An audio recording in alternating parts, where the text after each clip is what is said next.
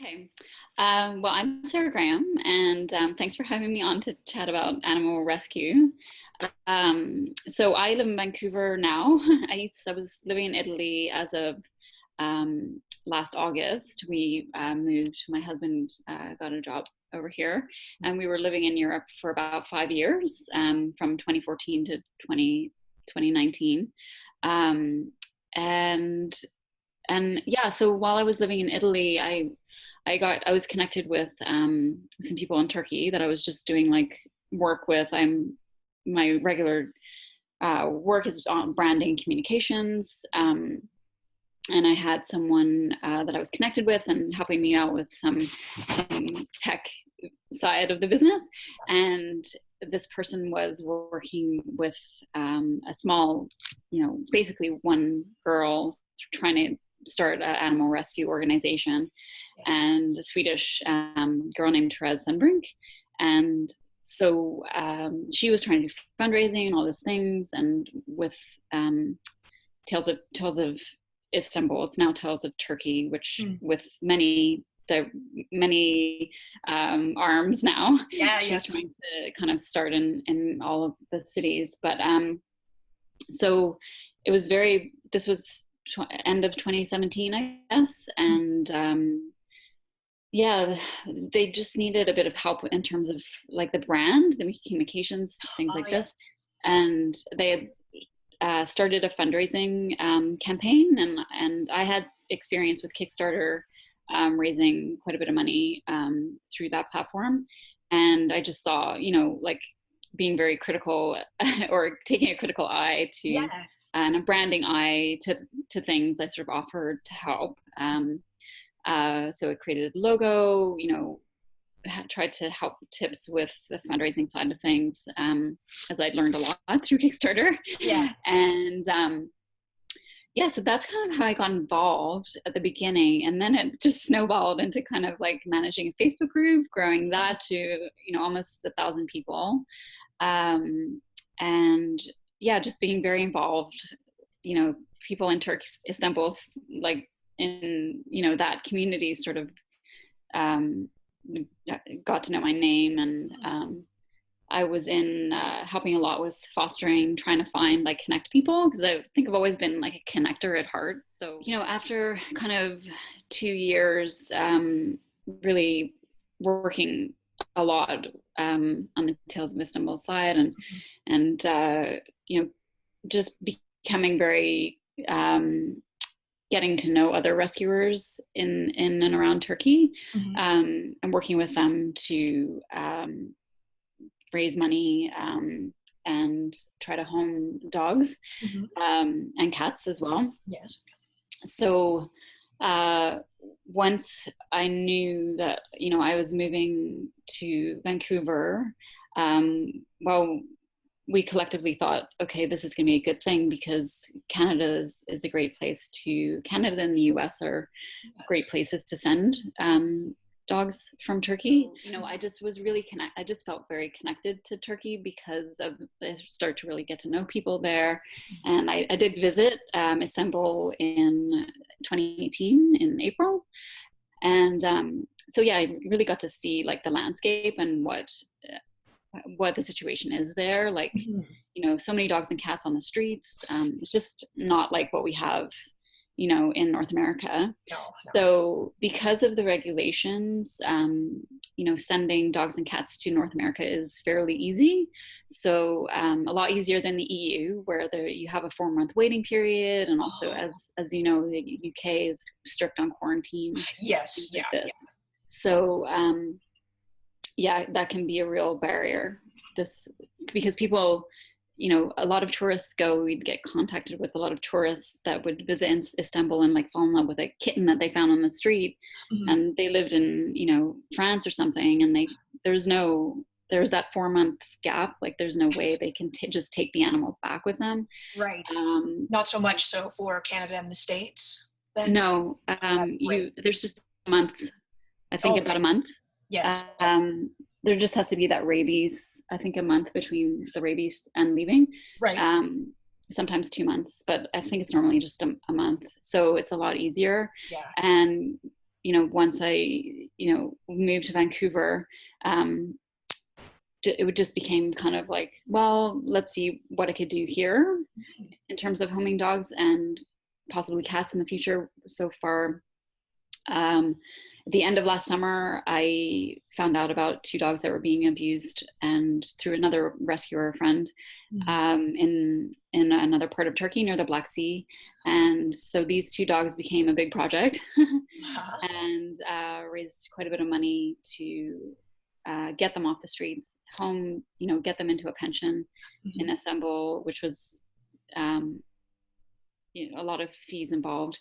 And one of the dogs was diagnosed with a pretty serious condition. So that was, another expense. We managed to keep her alive, and she's now in Toronto with an amazing foster. So yeah, so it's a huge, it takes a village, to make this happen. Honestly, like, I'm just unbelievable, like, support in terms of financial,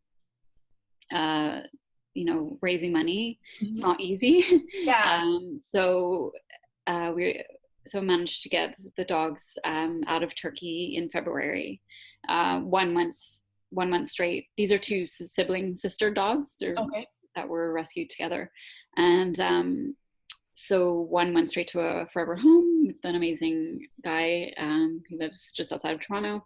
And as I said, the other dog, Kara, is who you've been supporting, like, through this whole thing. Sending out information about, since August, really, like, from the beginning. So I really appreciate that. And it's animal rescue is so rewarding, like, it's heartbreaking. But rewarding. Involved with. Yes, and I support. I keep in touch with rescuers. It's really opened my eyes to the world completely. The problems that they have in the U.S., especially like states like Texas and the southern states, big problems with kill shelters. Oh, I see. So the second dog, we're just working to home her. So obviously, little strange times we're living in at the moment. So we're just trying to figure out how to. We're in quarantine. Yes, exactly. So we need to do a home test because the woman that wants to adopt has two older cats. So we have to make sure that things are going to go okay. We know that Kara is fine with cats, but whether these cats will be fine with Kara is another. So sometimes cats aren't happy with the dogs. So no. As we know. So yeah. So just, hopefully that goes well, and we'll try to do this home test with everything going on, and we'll have homed a second dog. And so yeah, of animal rescue, we'll just, I'm just trying to see where this goes. Okay. Based on animals you find out about in need that you feel like you will be able to help, basically. Even in Vancouver, there's an issue with there's a kitten foster organization here. It's a kitten rescue, and they actually have 400 kittens in foster right now, which is, so I kind of was like, you need help homing these kittens. They need to. They can't stay in foster forever. So, I'm considering that, but it just, I have also a business as well, so I have to kind of manage my time, and that's where I kind of, because it can really, because it's animal rescue is always, it's every day an emergency. There's always something like that can suck you in for hours. So as much as it's rewarding, you also have to manage your time with it. So that's been a big lesson. And so I just want to, with Animal Rescue Society, I just want to gradually, like, one dog at a time, one cat at a time. I adopted a cat myself from a shelter in Istanbul, and he arrived in January. So how is that going? It's okay. We need your help with some the other two girls, female cats that I have aren't. Some Reiki help? Yeah, I think his energy is just a little crazy for them. Which is not surprising, but introductions are always very difficult. So yeah. Well, because normally, we would, just the way our apartment is here in Vancouver, there's no, it's the loft style, so there's no separate room where we Yeah, could yeah. put him for, normally when we adopted our rescue in Sweden, we had a big apartment, so we had like an office where we could keep Dragon, Yeah. and we didn't introduce him for 2 weeks. Yeah. We kept them separated, and that Yeah. would have probably been great this time around. But Yeah, you did it by the book before, but yeah, it's totally. I sympathize. My condo isn't a loft, but it would also be very, very difficult. I'll be introducing, I hope, a cat or two eventually to my dog Raxel, but we will not be able to separate off into rooms because there just aren't enough rooms.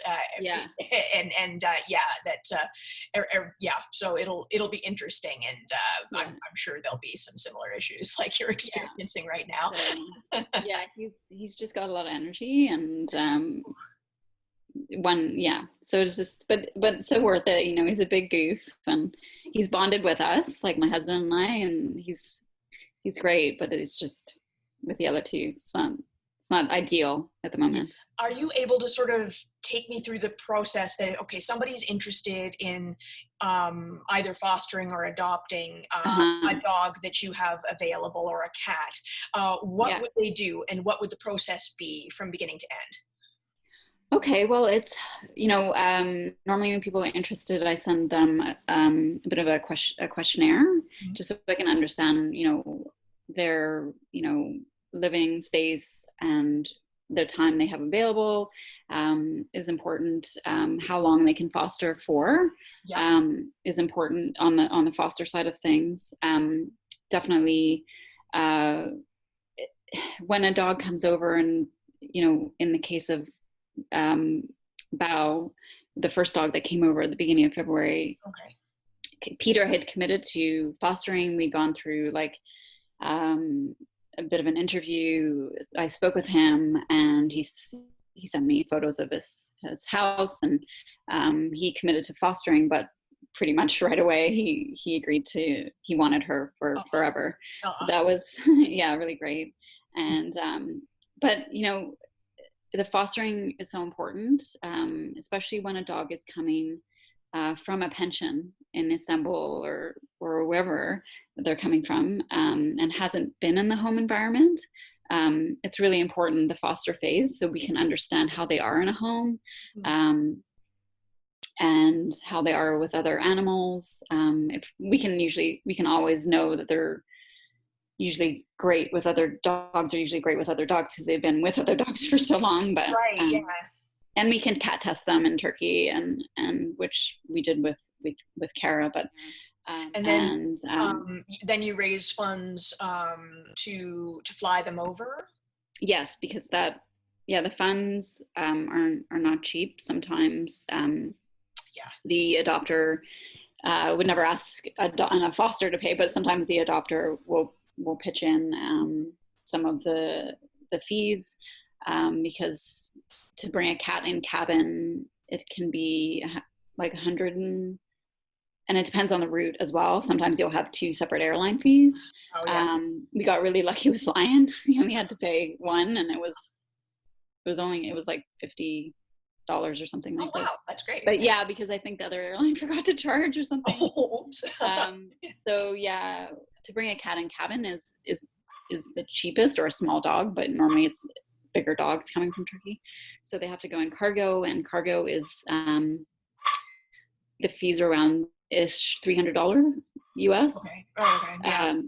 Especially to come all the way to Vancouver, it would be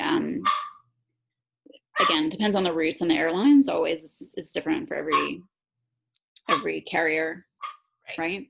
So there's fees involved. So there's fundraising, which I've got a ongoing fundraising campaign on Go Get Funding, and not raising. I'm gonna be holding off on anything like that for a while, just until we can actually. I have a couple dogs in Turkey right now. That would be the next Valentine, who you've also been so great to promote her.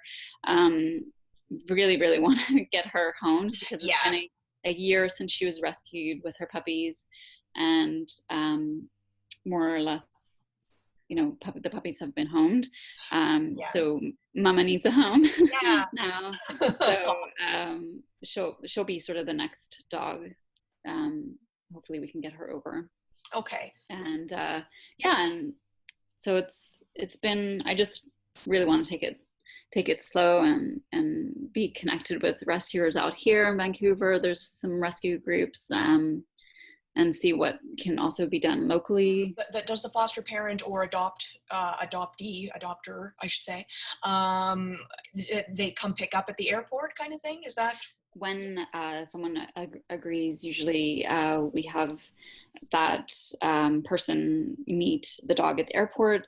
And there's some issues with that because it has to be the owner of the dog that is flying with the dog.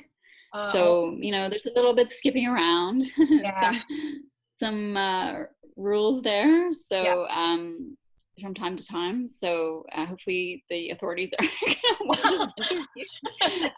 The dogs here, cats are here now. So, Yeah. but yeah. So my concern is that the rules will get a bit stricter. So obviously, there's bigger fish to fry. So hopefully, authorities aren't going to crack down on people doing good Oh, work to save dogs, and yeah. animals. But probably we'll move to a more the model where we are going to get proper rescue papers for the dogs, which is another step and takes longer. And it's you can send the dog with anybody. Okay, because it's From like an on official rescue dog with paperwork and so forth. exactly official, like an official thing, Right. which takes time to sort of get. Yeah. Yeah, so this is how we manage it for now, and Hmm. um, A lot.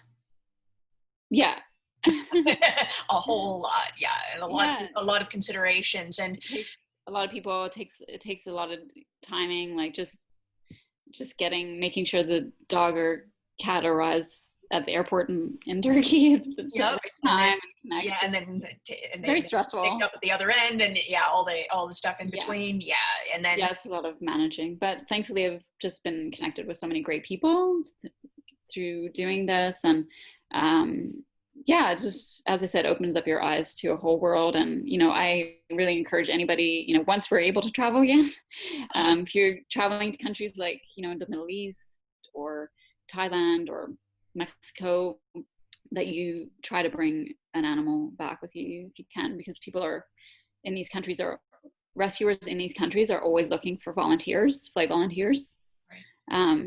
to take animals, yeah, to their forever home, because normally um, they do a lot of good work and they find homes, but they just need the flight volunteer to bring the animal. Yeah, yeah. Okay, so another excellent way people can volunteer. You Yeah, really, like yeah, once we can travel again, like you're going to these countries, yeah, consider it, because yeah. honestly, it's saving a life. So Thank you so much for chatting with me today. I will leave thank you information again. in the blog about how people can get in touch with you Yes, please.